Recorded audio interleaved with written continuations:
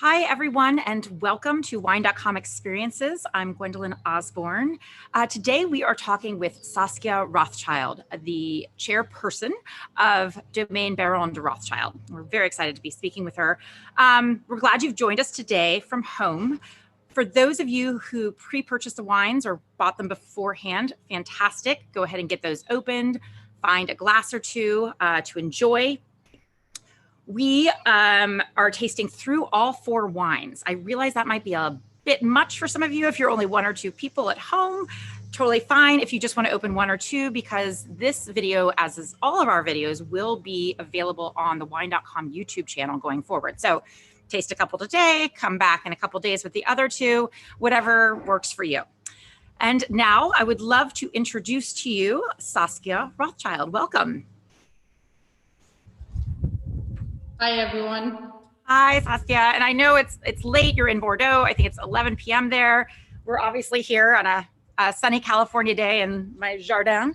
So thank you for taking the time to join us late night. No problem. Always a good excuse to have a glass of wine at 11 p.m. And why not? Yes, of course. It's a very good excuse. So you took over the helm of Domaine Baron de Rothschild just 2 years ago, and becoming the youngest to ever lead a first growth Bordeaux and the first woman to lead your own organization. And that is very impressive. But I'm also really fascinated with what you did before taking on this role. Could you tell us just a little kind of brief description of your journalist days, kind of what you saw, where you went? Well, as a journalist, I had the chance to study at Columbia, to go to the graduate school of journalism. So that was really helpful in understanding good journalism, because in the US, you know how to fact check and you know how to actually do proper journalism. So it was a great school. And I went on to work for the New York Times.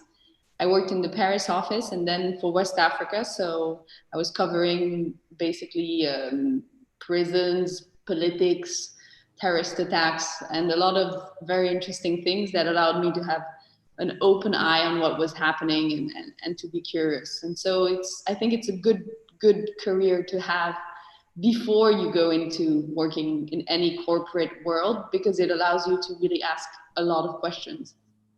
Yeah, and probably meet some really incredible people along the way as well. That was just so, I did not know that, and that was really, really interesting. Then you came back to wine and to this current role. How did you get here? Was that something you always knew you'd end up doing, being here at the head of Domaine Baron de Rothschild, or was that something your father and you talked about? How did it come about? Well, I don't think I always knew I was going to do this. I always had a deep passion for wine, and we grew up, running in the vines in Pauillac and in the cellars and asking a million questions to the cellar maker. And so it was always part of my life, but it was really like a decision I made. And the day I thought I'm actually going to do this and take over for my father, to me, the most important part was I need to be legitimate in doing it. So that's why I went back to school and studied agriculture and enology. It's also, when you're 30 years old and you're a woman and you get into this world, to be legitimate in your position, I needed to know what I was doing. So it was really important to get a university background, and then to actually spend a lot of time in the estates, learning how to prune the vine, learning what goes on to everything that has to happen. I had done internships in the past, and I had done the harvest when I was younger. But I guess I really had to immerse myself into what it meant to make these wines, to feel that I could actually take over and do this. Yes. And your father is still involved as well, a little bit? Absolutely, yeah. Oh, good. I call him a lot. That's important. It's good. It's kind of a great partnership. What do you think from the past 2 years of being in this role has been your biggest challenge? The biggest challenge, I guess, it's twofold. On the one side, it's Bordeaux. The image of Bordeaux, if we take the wines of Bordeaux, has really suffered from having this like pretentious tinge and this dusty feeling. So I guess for me, the one big challenge is, how do we re-enchant Bordeaux, and how do we make younger generations love Bordeaux and understand that it can be cool to go and open a bottle of Bordeaux, and it's not just because your parents used to do it that you shouldn't do it. So I guess that's the main challenge. It's actually talking to your customers and getting to connect with them to explain what we're doing. And then the other challenge is more on the viticulture side. It's really building the strategy for our vines around the world for the future and building them in a sustainable manner, and with the background of having climate change happen, because we can't really negate that it's happening and it is influencing a lot of our estates. So those are really the two challenges. And the second one, the most important thing in wine, is you can't go fast. You know, in the world, everything goes really fast. In winemaking, I make a decision, I will know in 10 years if it's the right decision or not. Right. So it's really planning ahead and having a vision for the long run. And that has been the big learning process for me. Oh, that is very interesting. I do want to get talking about sustainability. Maybe when we get to the Pomerol, because I know you've done a lot with that estate. So we'll get there. So why don't we move on to tasting the wines, and then kind of as we go through each, we can talk a little bit about that estate and how your family's kind of become part of that place in the world. So like I said before, we have 4 wines coming from 4 different regions. The first one we're having is Chateau, which comes from the Languedoc. So the Languedoc region is a large one. It's absolutely a beautiful place, and it's right there next to the water, which is really lovely. And your father or your family acquired this estate, I think, in 1999, so about 2 decades ago. You know, I'd love to know a little bit about what you've kind of seen in the past 20 years, or what your family has seen kind of in the past 20 years in growth for the Languedoc as a region. So more specifically than Languedoc, we're in the Corbière region of Languedoc. And it's been really interesting because, as I was saying, that a wine region like Bordeaux has suffered a little bit from feeling like it's a bit from the past. Languedoc and Corbière have really seen a surge in popularity, and these wines have really been loved. And I think that has been really interesting to see, because there's been a qualitative leap in the way wines are made in that region that is absolutely enormous. And the real chance we have with Auxerre, the area where we are, and that is why we decided to buy it, is that although we're in the southeast Languedoc region that is quite warmer and that has all the qualities that you need to make these great Languedoc wines, we're very close to the water, and we're in a place that's called Fonte Froide, which means cold front. And what that means is that we get very cold winds that come in from the sea. So we have these very fresh wines, and that's really useful. And there's a lot of wind. The people of the region, they call them the flat heads, because there's so much wind, they say that the heads flatten. And so that's really a good point, because we can look for the future with this estate. We just hired a new winemaker who actually used to manage our Chinese estate. So he just came in, and we've been converting the estate to organic farming for the past 2 years. So we're really looking to the future with Auxerre, and it's been a great adventure. And one thing about the Languedoc in general is there's a lot of flexibility, I guess, with the grape varieties you can use. So for Dossier, obviously we're having a Chardonnay here. What is your kind of, I guess, ratio of the wines you're making with the classic, Rhone, Southern France varietals versus those international varieties? We're quite, for the reds, we're really working on the traditional Syrah, Mourvèdre, Carignan. And we're having great results with that, and really, really working hard on that. It's an estate that has been with us for 20 years, and we've completely restored the whole vineyard and replanted it. And so it's a lot of experiments on that, and on a few different international varietals, but really for the premium reds and the whites, we're quite traditional, and working with quite traditional varietals. Okay, good. Well, I'm excited about trying the Chardonnay. It's one of my favorites. I think it's such a diverse grape that can be so many things from so many places. So let's taste through it. And if you could just kind of lead us through what to expect as we taste, that would be great. Yeah. Well, what's great, and it goes back to what I was mentioning, is that in Auxerre, we never have the temperatures go too high because of this cold front that protects us. And this Chardonnay, the good thing is that it was actually quite a precocious year, that we had to harvest quite early. And so you'll taste that it's very pungent in the way that it's very vivacious. Do you say in English? Vivacious. Vivacious. Yes. And it's not your typical very creamy and buttery Chardonnay. You have a little bit of wood because we do a little bit of élevage surely, a tiny bit, but you have that real freshness, that real mouth, that watering mouth, That's almost a little salivating. saltiness. Yeah, you're just salivating on the sides. It's just so crisp. Mm. And I really like the length of it. And I don't know if you feel it, but I feel like in the length, there's like a little bit of fennel seed, anise. Anise. That comes in. And so it gives you that little kick. And I think it's a great wine to have with oysters or with, I don't know, anything. That was going to be my next question, is your favorite pairings for food, because everybody's very interested in, we got a lot of questions beforehand, and I'm going to kind of answer some of those in between, but one was what food pairing. So a lot of times wines that come from close to the ocean, close to the water, are often that perfect pair for some sort of seafood.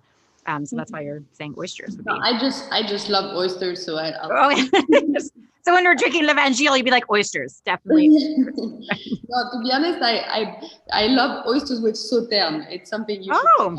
Interesting. I've had fried oysters with Sauterne that was really good. Actually, I feel like anything fried with Sauterne is delicious. Yeah, not a bad choice. But yes. No, actually this with a fried chicken can be absolutely delicious too. And that's good to know. Okay, perfect. Well, thank you. I love this wine. I think it's a beautiful example of great Languedoc wine, and especially kind of showing that even though you're in this really warm region, being close to that coast, that cool influence can really make something that has that good acidity that still lasts. So. Yeah. All right, let's move down to South America. We're going to head over to Argentina with the winery CARO, and we'll be tasting the Amancaya. Argentina is just such a stunning growing region, because you've got the Andes and then a vineyard. So you've got this like snow and then a vineyard, and it's just so beautiful to see. And I know that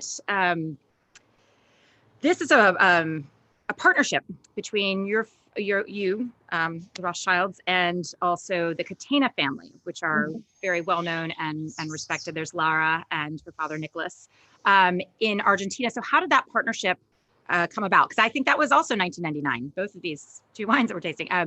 That was 1999. How did that partnership come about? Who initiated it? Well, I think interestingly enough, we always were quite curious of the Malbec grape, and Malbec being an ancient grape that used to grow in Bordeaux. There was always that curiosity, and my family was already in Chile, so it was, as you can see on the map, it's just a leap over the large mountain range, to go towards Argentina, and so I think it was also the fact to meet the Catena family and to see that we're both winemaking families, very different, but that, out of differences, you can make something strong. And the idea was that Malbec was great, but that it would be even better with Cabernet Sauvignon. So we came in with the project of making blended wines, and CARO and Amancaya are blends of Cabernet Sauvignon and Malbec. And it was always the project. It was always the project of blending two very contrasted grapes and actually making them together. So that was how it came along. I was lucky enough. I lived in Argentina for a year and a half in 2008. And so that's when I had the chance to meet Nicolas and his wife. I was a journalist at the time. And so I have a deep love for Argentinians and for the country in general, and deep love for the wines. Yes. And they're wonderful. I actually visited Argentina once, and it happened to be in 2008. So it's a beautiful place. And I think it's so fascinating how well they do with Malbec, when it's always kind of struggled a little bit. I don't know if struggle is the right word, but in Bordeaux, it's never necessarily been a major part of most blends. So putting these two together, now I know it's a Bordeaux blend, but it's kind of become known as an Argentine blend, having that Cabernet and Malbec together. So that's fantastic. And all of the wines, I know you make a few different wines. Are they all blends of Cabernet and Malbec, or do you have any single varietal? CARO is the top and the premium wine. Amancaya is just the level underneath, and Amancaya means it's a very little flower that you find at the foothills of the Andes. So I think the name is quite poetic. And then Aroma, the third wine we make is only Malbec. Oh, only Malbec. Okay, interesting. This is great. Well, this Amancaya, I'm excited to try this. This is one of my parents' favorites. I'm just going to tell you because it goes with everything. It's approachable. It's affordable, and it just kind of has all those things that one would want. So let's kind of taste through this and talk a little bit about how these two grapes go together. Yeah.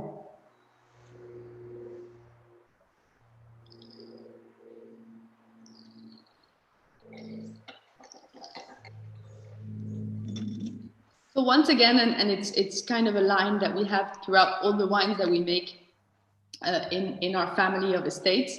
We always our main objective is balance. We always construct our wines like if they were tightrope walkers, that they have to like be really balanced between acidity and power and fruit, but never over the top. And so that's the key. And I think that this wine, Amancaya 17, is a great example of that, because it has that acidity, but that length that keeps on going. And the tannins are very soft and very long. And at the same time, you have that expression of fruit that a little bit, I don't know if you feel, but that it's quite fit. There's like a fig paste to it. Mm-hmm. And quite interesting because that comes from the Malbec grape, I think, most certainly. It has that little spice and that little kind of kick from it. And it's a wine that has mostly Malbec, only 33% Cabernet Sauvignon. But you see that putting them together really creates this balance that we're looking for. Yeah, it's a beautiful wine. So on this one, I love that it's kind of on the purple color spectrum, which I always get from Malbec as well. What would you put with this wine? What would you eat with this? The pairing, perfect pairing. Recently, I really like red wine with pizza, to be honest, but it's my Italian side because I'm half Italian, my mother's side. So no, I'd have it with pizza, with a great plate of pasta. We've been making homemade pasta in confinement, and I think that would be a great pairing actually, to have it with a spaghetti al pomodoro. With something. Well, it has such good acidity that would balance with the tomato sauce really well. Yeah. So I think, again, this is just such a wonderful, affordable, approachable wine that I feel like has many, many ways it can pair at a dinner table. And it's also important, and it's something I always repeat. It's like, I don't think we need to be very pretentious about wine. There's been a little bit of a tradition of saying, oh, you have to pair it with red wine or with something. I think we have to like have these with a barbecue open and like share it or have it sitting on the ground. It's really a wine that is easy going and easy to drink. And the main sign that a wine is good is that the glass will be finished early. Yes, no, I absolutely agree. This is just kind of a great, think of like a neighborhood barbecue get together, and that's the kind of wine you want to open and enjoy. Yeah. So, okay, we're going to hop over the Andes, as you said, to go to Los Vascos. So Los Vascos, and you're in the Colchagua Valley here. So this is interesting to me because your father found this property back in 1988. Why was Chile on his radar back then? Because it wasn't on many people's radar back then. Mm-hmm. So how did he think about investing there and getting there? Well, what's interesting is that, as you said, in Chile at the time, there was no French investment. There was already a few Spanish people who had been there, and Los Vascos actually means the Basques. So it actually means that there was a family of Vascan people who had gone there hundreds of years before. So there was a little bit of a European influence, but he had the chance to meet Chilean friends, and he visited the country and fell in love with that plot of land. My father's a real fan of birds and nature, and so he found this area where at the time there was only about 100 hectares of vine. Wow. And he thought that it was an interesting place to develop a winemaking area because it was very fresh, and the difference, the climate difference between day and night is right, meaning that you can produce wines that will not be too strong. Once again, it was an area where you could reach that balance that we're always looking for. So that's why he chose to invest in the Colchagua Valley.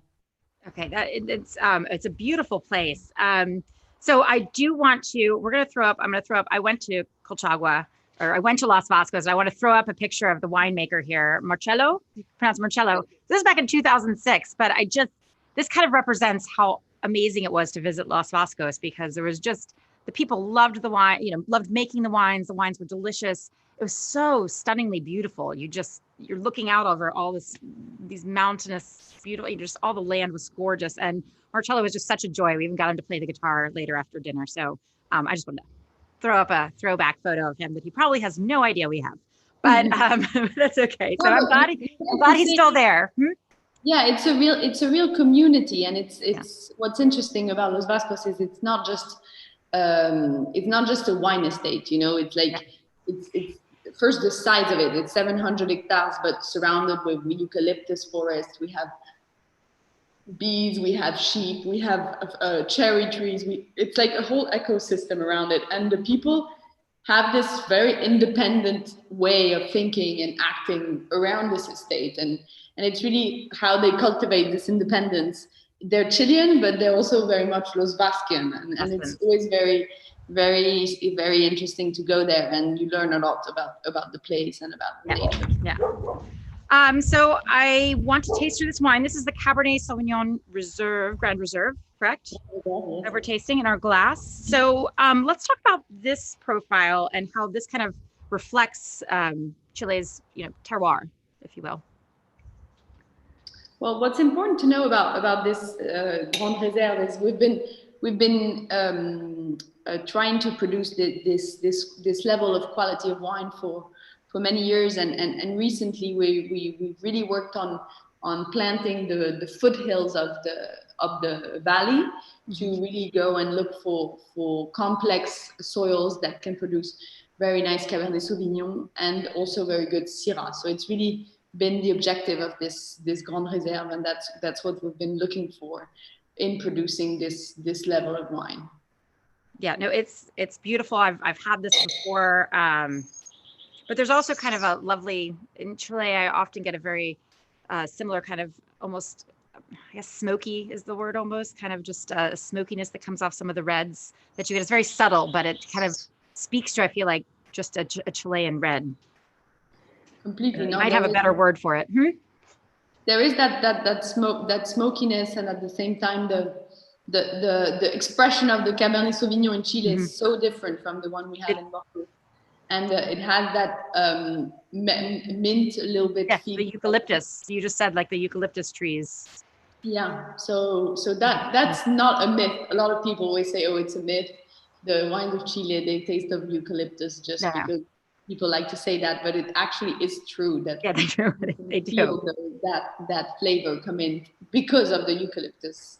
And the structure of this is softer. The tannins are really soft in this, I feel. And I love that. So would you pair this with pizza too? It's a good wine, yeah.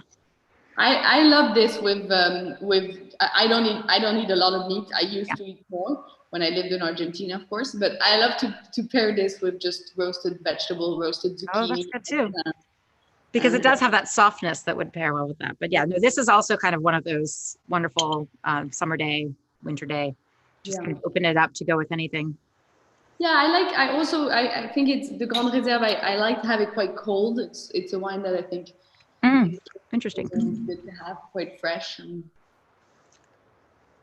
Okay, well, let's head back to Bordeaux. We're going to go to L'Evangile. Blason de l'Evangile is the wine we'll have. We are in Pomerol. So this is on the other bank from your Lafite property here. And the vineyard has roots back to the 18th century, but I believe your family acquired it in 1990. So what drew Rothschild to come and go to the right bank, to go over to the Merlot side, if you will? So it's a huge adventure, when you cross to the other bank. The river, yes. A whole other world, it's very different in the spirit and in the way people think. And that's why I absolutely love L'Evangile and Pomerol. I was lucky enough to do a lot of my internships while I was at university and also when I was younger in l'Evangile. So I have a deep link to that estate. What's good is that it's a small estate. There's only 8 people who work there. And so it's really at a size where it allows you to understand and capture how to make a great wine in a small estate. And it's a small appellation from Pomerol. There's only about 800 hectares. So it's like very human sized and very different from the left bank. So which is very large. It was quite an adventure to go there. And my father always says he had the 2 best decisions he made in his life was marry my mom and buy l'Evangile. So that's quite sweet. That's a bold statement. That's good. There you go. So let's taste through this and kind of, as we do, maybe talk a little bit about the typical Pomerol characteristics. We had one of our viewers submitted a question about just kind of wanting to know what the typical Pomerol characteristics are. So the typical Pomerol characteristics are I always, to me, when I taste a good Pomerol wine, I always think of velvet. I always think of like this kind of velvet that like coats your mouth, and that's why Pomerol wines and the Merlot grape in general is often known as easier and maybe a bit more sensual than the Cabernet Sauvignon. And I think that on this wine, you really have that. You really have that feeling of this fresh red fruit that's coming through, and that is really coating your mouth. And at the same time, we're never forgetting the tightrope walker. So you always have that acidity and that kick, and it's never over the top. It's never too rich, you know? Yeah, it's really pretty. It is velvet. It's like velvet. It's beautiful. And so the typicity of Pomerol would really be that Merlot grape. So that those fresh red fruit, strawberry, cherries, sometimes a little bit of spices. And also another one is I think maybe it's often wines that are a bit richer than on the other side, because Merlot is a grape that is more sensitive to heat.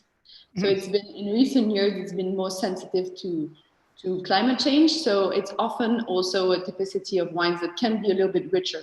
It's our job as winemakers to work on that and to work on the harvest dates and on the way we vinify to keep the wines be straight arrows.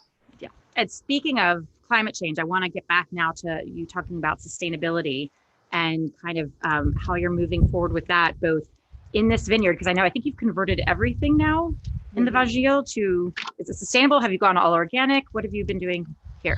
It's been 3 years that we've actually converted the whole estate to organic farming. And it's been a big learning curve, because the first year we got frost. So that wasn't because of organic farming or not. But the first year of our actual conversion, we were hit by mildew, which is, a cryptogamic disease.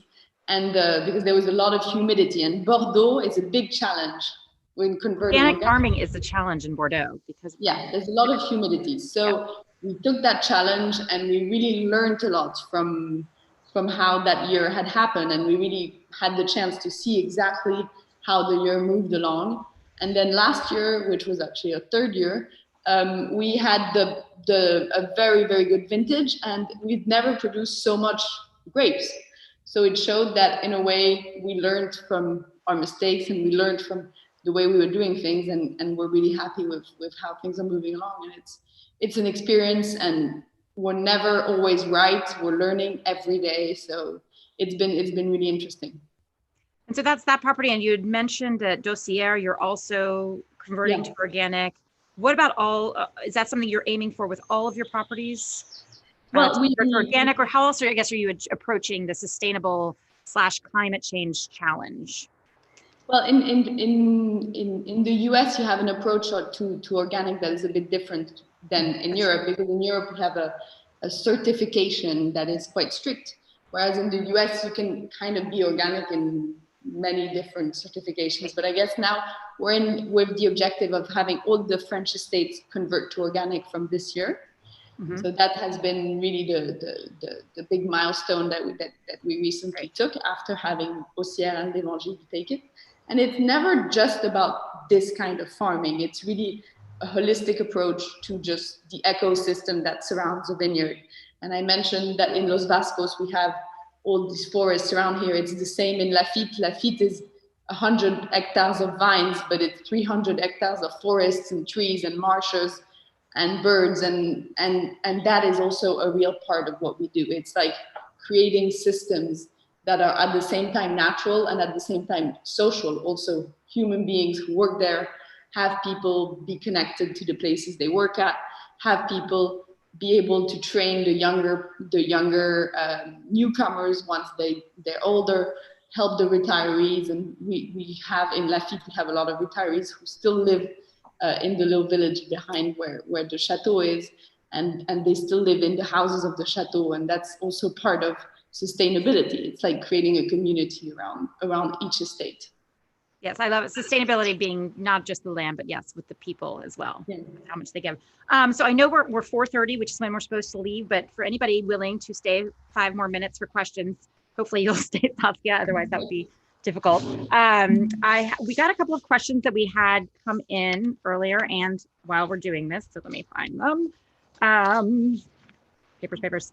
All right. So Glenn from Virginia asked, what is it about each of the wine producing regions that drew Rothschild to invest there? And I think we talked a little bit about each of them, but maybe you have an overall thing of how you find something and say, aha, I want to go there.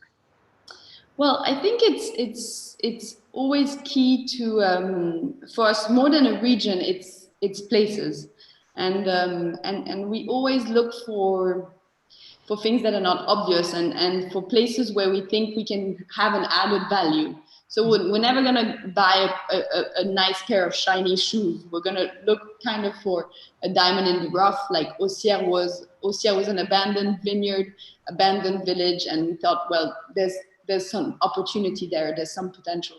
So I guess that's the main thing. And the second thing is what I was touching upon before. It's always looking for regions where we can reach balance and where we can reach wines that we'll be able to love. And so that's the second point. Tristan from Colorado asked, what is the most difficult thing managing brands being produced in different countries and different continents for all that matter?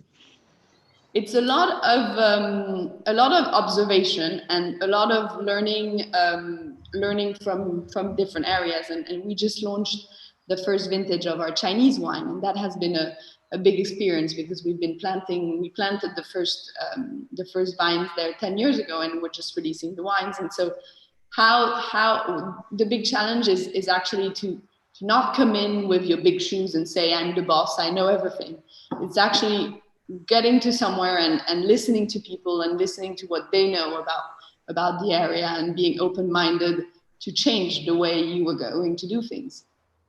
And Paula in Florida asked, do you have plans for any other investments in a new location or anything you've just recently done, I guess? We're always open to looking at things. We just had this big release of our Chinese wine, so that has taken a lot of time and it was super exciting. And I had to spend a lot of time in China in recent years. So now that is launched.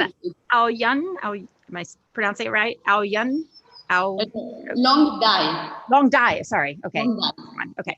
Long Dai. Okay. So is that here yet? Is that available? Is that available? Is that It's available in the US. It will be available from our importer, I think by by this fourth quarter of this year.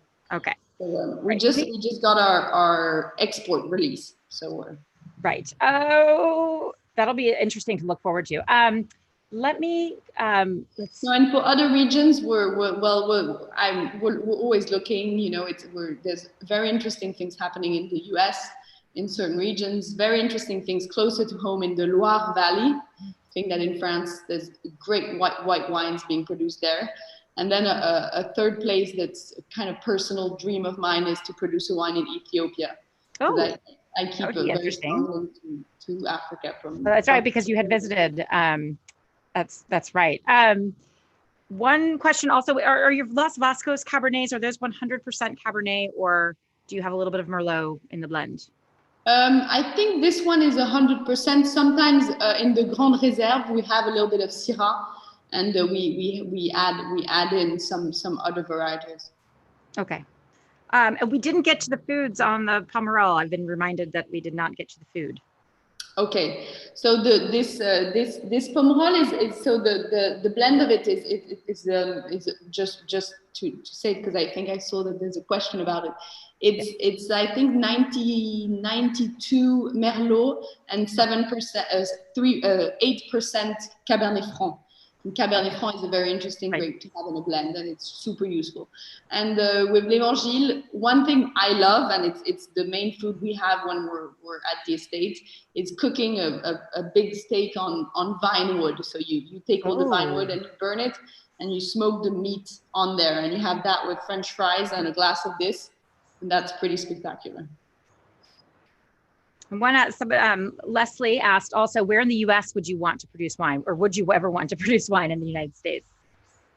Well, I think it'd be a real challenge to produce a wine we love in Napa Valley. It'd be interesting. Yeah. Maybe you'd go to Oregon or Washington, Also, I love wines from Washington State, and I love all those a little bit more atypical regions. But I think there's really interesting things to be done in Napa and the mountain vineyards. So that'd be fun too. Yeah, the mountain vineyards are exciting. Let's see. Amelie asked if you make a Carmenere, I guess at Los Vascos. We do. We make a Carmenere Grande Réserve. Right. Carmenere is a tricky grape, very interesting grape, and we've taken some time battling around it to really work with it, and we're now really happy with the Grande Réserve we produce there. So she should really try it. Excellent. Yes, I have had that wine as well. And then let's see.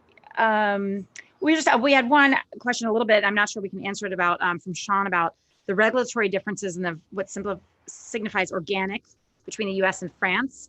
I just know here in the US there are a couple of different organic certifications other than the USDA, because the USDA, when they certified it organic, it can't have any added sulfites, which most wines, even if they have organic practices in the vineyard and the winery, still end up having some either naturally produced as a byproduct or not. So in France, is there only one certification for organic? Yeah, and it's actually European.